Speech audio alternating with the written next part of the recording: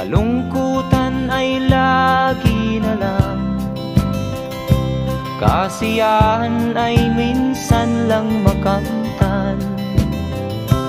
O buhay, kahit sa mga mayaman ay di lubos ang kanilang kasiyahan.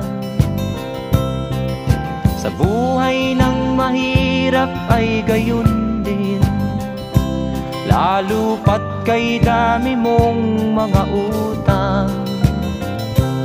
O buhay,